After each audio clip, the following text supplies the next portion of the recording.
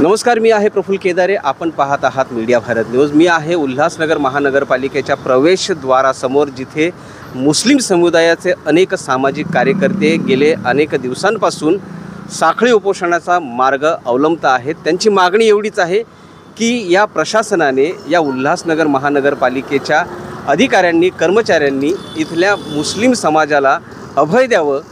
निदान देशातील एकंदरीत परिस्थिती पाहता मुस्लिम समाज हा भयभीत आहे, सुखानं जगू देत नाही. परंतु उल्हासनगरमधल्या मुस्लिमांची अशा आकांत आहे की आम्हाला या शहरात सुखानं मरू देखील दिलं जात नाही आहे. याचं कारण असं की मुस्लिम दफनभूमीचा प्रश्न गेले अनेक वर्ष या ठिकाणी त्या प्रश्नाचं घोंगडं जे आहे ते भिजत पडलेलं आहे.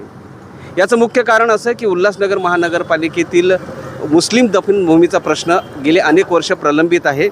आजही जर एखाद्या मुस्लिमाचं शव दफन करायचं असेल तर कल्याणसारख्या किंवा अंबरनाथसारख्या ठिकाणी घेऊन जावं लागतं. आता उल्हासनगरमधल्या मुस्लिम समाजाने आपल्या शवांचं दफन करण्यासाठी जावं कुठे, हा एक प्रश्न त्यांच्यापुढे निर्माण झालेला आहे.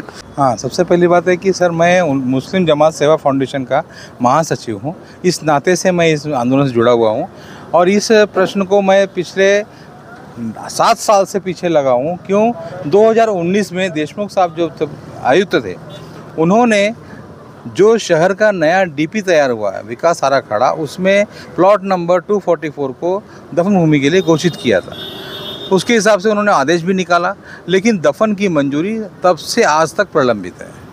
लेकिन अजीज शेख साहब जब थे तभी उन्होंने आपको ये जो प्लॉट था, ये रिज़र्व है, आपके हवाले भी किया था. उसका कंपाउंड वॉल का भी काम चालू हुआ था. फिर क्या हुआ कि वो जो निर्णय था वो रद्द हो गया?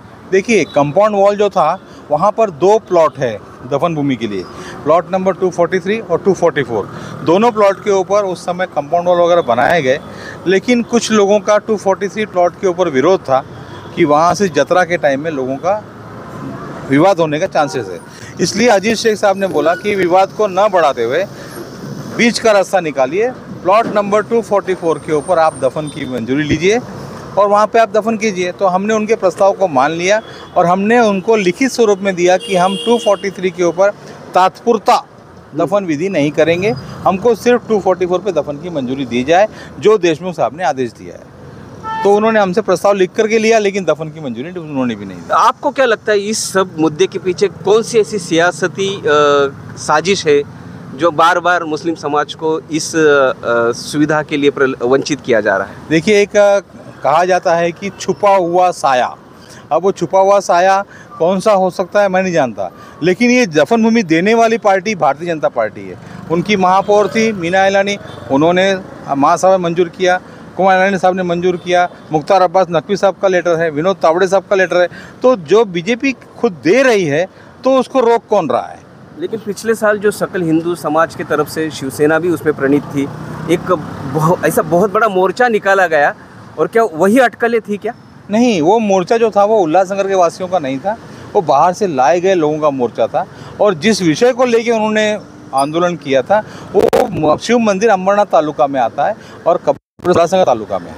आज क्यों विरोध हो रहा है और क्यों हो रहा है, उसमें कोई भूमाफिया है, क्या है, इसका जानकारी मालिक अधिकारियों को है कि कौन उन पर दबाव डालता है कि नहीं करने का. पहला तो हमारा कैलाश कॉलोनी का मुद्दा था, 74 से अलॉटमेंट है, वो मुद्दे को चलाए. फिर उस मुद्दे कोर्ट में की चला गया, तो कोर्ट में हम लोग, सिन्हा जी और हम लोग लड़े. उसके बाद में उसको छोड़ दिया.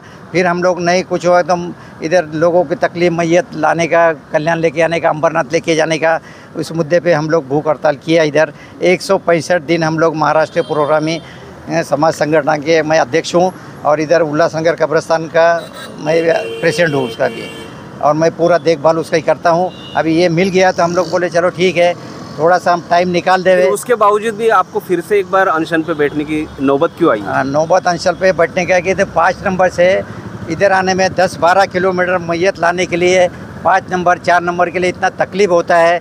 इधर कभी गाड़ी नहीं मिलती, रात में 10, 11, 12 बजे कभी देरी से मैयत हॉस्पिटल में आती है. उसके लिए हम लोगों ने सब मिल के निर्णय किया अभी क्या किया जाए. तो फिर वापस से बैठने के लिए मजबूरन हम लोग इधर 2-3 मीटिंग किए, उन्होंने बुलाए, लेकिन मीटिंग के अंदर ये लोग आते नहीं थे. हमको बुलाते थे, बोलते ये ऑफिसर नहीं है, वो नहीं है, ये नहीं है.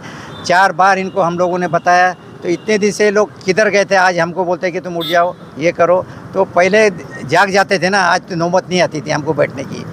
अभी आपको क्या 2000 जानबूझ के सताया जा रहा है? जानबूझ के सताया जा रहा है। इसके अंदर बता रहा हूँ ना, इसके अंदर किसी का हाथ है, लेकिन वो बताया नहीं जा रहा है। मैं खुला बता दूँ कि शेख साहब थे तो हमारे को 2-3 लोगों से मालूम पड़ा था इधर के, और अजीत शेख से मालूम पड़ा था कि मेरे को बोले कोई मुस्लिम लोगों ने कि भाई अजीत शेख बोल रहे हैं कि भाई आप श्रीकांत शिंदे के पास में जाओ, उधर से लेटर लेके आओ, हम क्या देने को तैयार है, आपका सब कुछ होगा, खाली आप लेटर लेके आओ। हम बोले हम लोग उनके पास क्यों जाएंगे भाई, हाँ देने का है तो आप प्रशासन से हम लड़ेंगे, आप उनको बोलो ना।